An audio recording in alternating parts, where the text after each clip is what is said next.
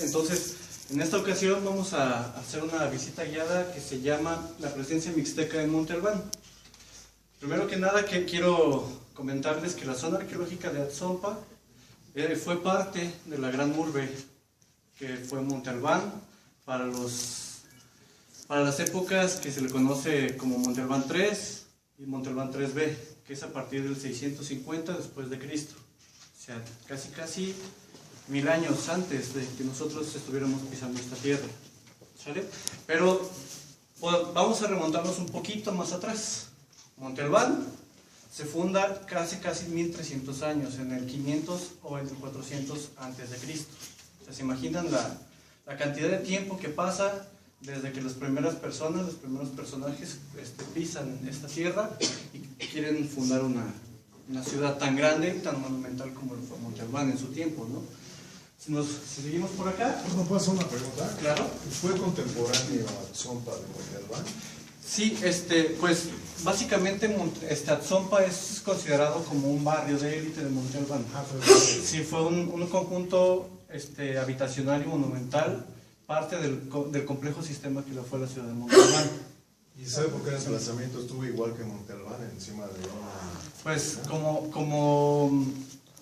como se menciona, la ciudad de Atzompa, bueno, el conjunto monumental de Atzompa es considerado un sistema de casas de élite.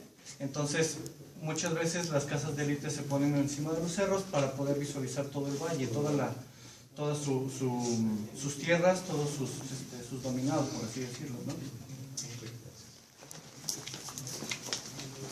Bueno, pues, no solamente Monte Albán fueron estos dos cerros, fue otros cerros aparte, como estos cerros que vemos colindantes, que vemos cercanos a la gran urbe de Monte Albán, todos fueron parte de lo que fue la gran ciudad zapoteca.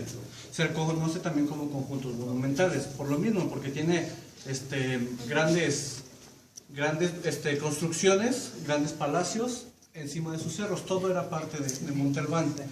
Se cree que para Monte Albán 3, Monte Albán 3B4 o 3B, que fue en el 650, la ciudad llegó a tener más o menos, no tenemos bien estimado, un total de 35,000 habitantes. ¿Sí? Para Monte Albán 4, que ya para el 700, la cantidad de gente va disminuyendo. ¿Fue en el clásico o en el postclásico? Fue en el clásico, todo esto es clásico. Todo esto es en la época clásica de Mesoamérica. Pero hubo un momento en el que no sabemos por qué, pero empezó a caer la población de Monte Albán. No se sabe si fue por el hambre, no se sabe si fueron por guerras, no se sabe si fue por alguna revuelta social. Esto conlleva que la ciudad sea casi en su totalidad abandonada para la época 4, que es en el 700. Para la época 5, que ya es casi posclásico, llega otra sociedad, que es la Mixteca. La sociedad mixteca se apropia de la ciudad de Monte Albán y vuelve a utilizar los espacios que ya estaban predestinados de los zapotecas. Como vemos aquí en estas pequeñas gráficas, son un poco pequeñas, podemos observar lo que son las diferentes fases de lo que es Monte Albán. Las primeras fases, pues Monte Albán 1, que son las tempranas, está esta construcción que se le conoce como la Galería de los Danzantes. No sé si la han visto, donde están estos personajes en posiciones como si estuvieran bailando. Sigue la historia, pues tenemos ya la época de mayor apogeo en Monte Albán, que esta es la época 3, la época 3B.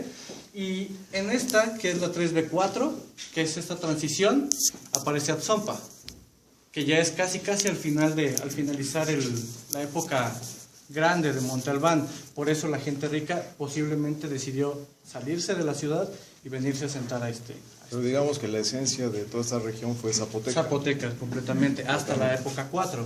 Ya en la época 5, que es Monte Albán 5, en el 900, viene la presencia mixteca. ¿Sale?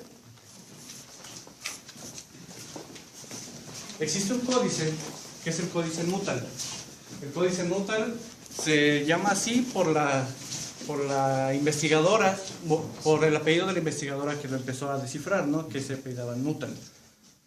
Lo que tenemos aquí son alianzas matrimoniales entre gente zapoteca y gente mixteca. Tenemos, por ejemplo, aquí a la señorita Dos Agua, que viene a casarse con el señor Tres Lagartos. Son alianzas como las que se tienen también en la época del medievo, entre varias casas de señoríos, ¿sí? Aquí tenemos ya a Tres Lagartos, ya con su investidura de gobernante. Y entonces tenemos otro personaje que es Once Agua. Son diferentes épocas de la historia en la que personajes importantes son representados en este tipo de códices, que digamos que son como propagandas para legitimizar, para dar a entender cuánto poder tienen las personas, ¿sí? Y también toda su historia, como una narrativa de todo lo que vivieron y de todo lo que hicieron. Es como contar una película, pero en monitos, que es lo interesante, es explicar la vida de todas las personas que tienen un estatus social bastante alto. Oye, perdón, ¿y el códice Nutal es colonial o es original? Este es mixteco. Mixteco todavía sigue siendo precolombino. ¿Sí? Tenemos aparte, otro códice que es el códice Bodley, que también es por el investigador que lo analizó. También tenemos la misma unión matrimonial, lo que es por Tres Lagartos y Dos Agua. Aquí tenemos su pequeña unión como pareja. Y tenemos otra unión que es del señor Seis Agua y de la señora Uno Caña. Estos personajes son los mismos. Son los mismos. O sea, son dos versiones de lo mismo. Son dos versiones de la misma historia. Ah. Entonces lo que nos dicen los arqueólogos es que la historia puede ser verdadera, porque ya teniendo dos versiones de la misma historia, pues ya es una coincidencia. Muchos se preguntarán, podemos hablar de otro tema en estos momentos. Pues yo me llamo César, alguien se puede llamar Juan, alguien se puede llamar Roberto. Pero antes los nombres se designaban de diferente forma. Por ejemplo, aquí la señora Tres Lagarto, pues es un nombre muy extraño, es muy chistoso, ¿no? Tres Lagarto, ¿cómo puede ser eso? Pues bueno, el nombre se lo da el calendario. El día en que nacieron, pues es el día que ellos tienen, el 3, ella nació el día 3. Y el lagarto, pues es el nombre del día, es como un santoral. Muchas personas se llaman como el santoral de su día, ¿no? Entonces, así era más o menos. El nombre que se designaba era el nombre como de su santoral. Entonces ella se llamaba Lagarto, porque nació en el día Lagarto. Zipactli. Sí, es Zipactli en náhuatl. ¿Sale? Sigamos de este lado.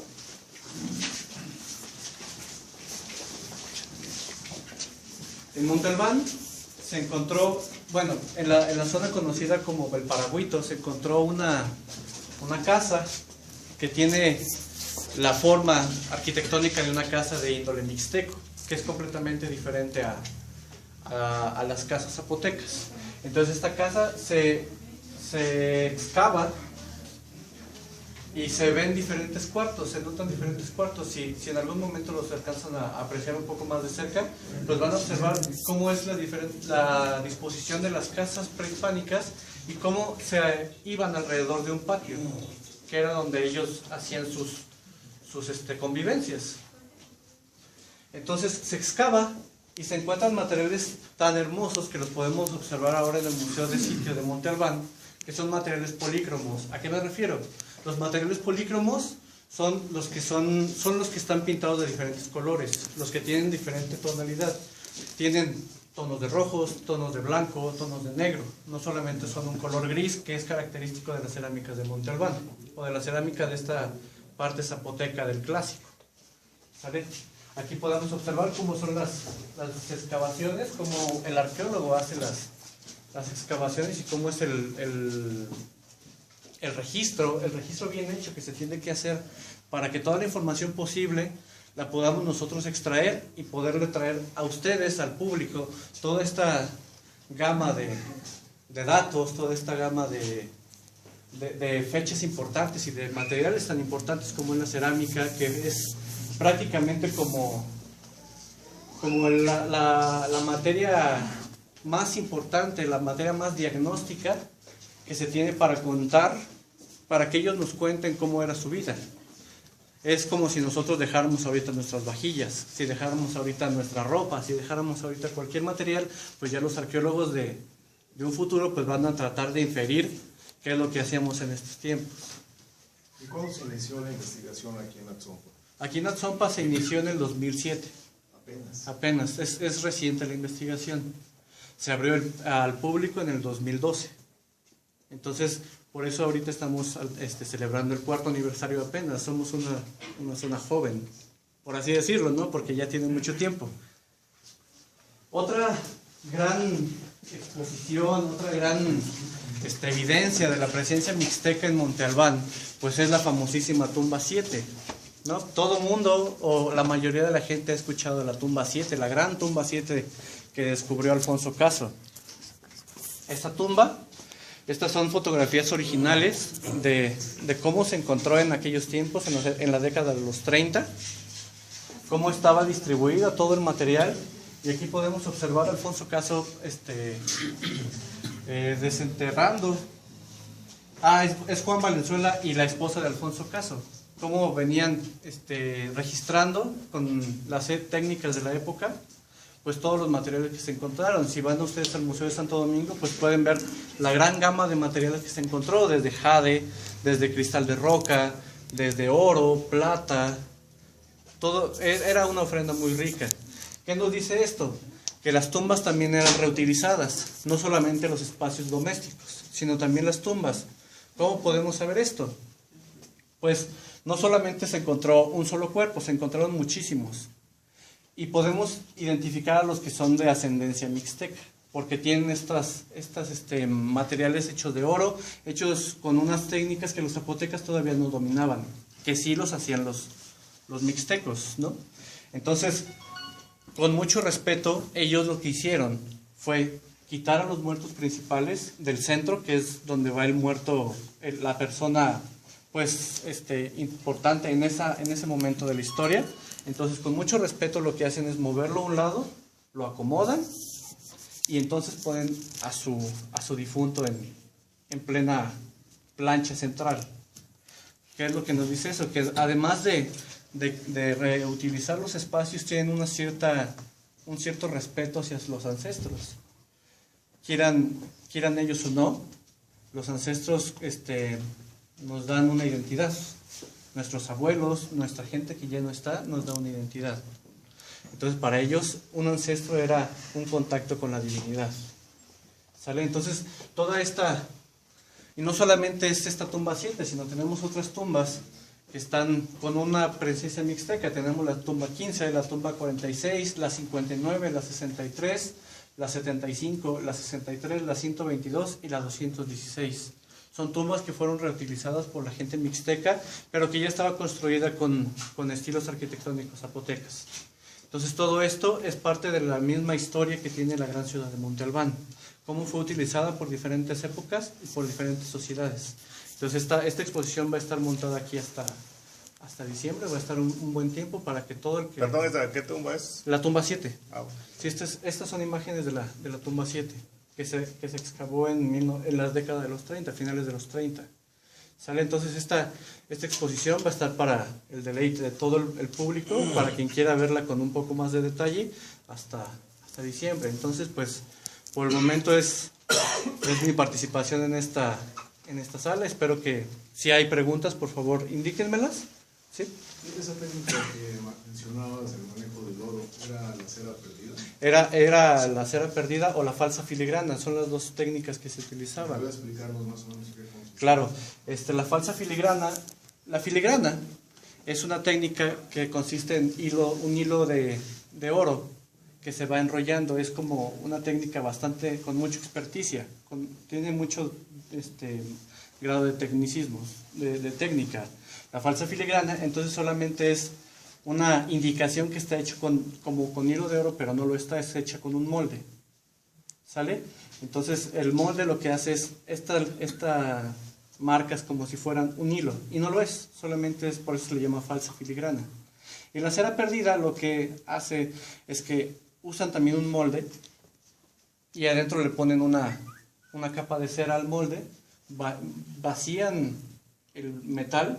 ¿Qué es lo que pasa? Con el calor se pierde la cera, ¿sí? Por eso se le llama la cera perdida, porque la cera lo que hace es actuar como un agente que permite que al sacar la pieza no se rompa, ¿sí? Por eso se le llama la cera perdida, ¿sale? Otra pregunta, la que ustedes, ¿alguna otra duda que tengan? ¿No? Bueno, entonces espero que les haya agradado la visita y pues vamos afuera para proseguir con el programa.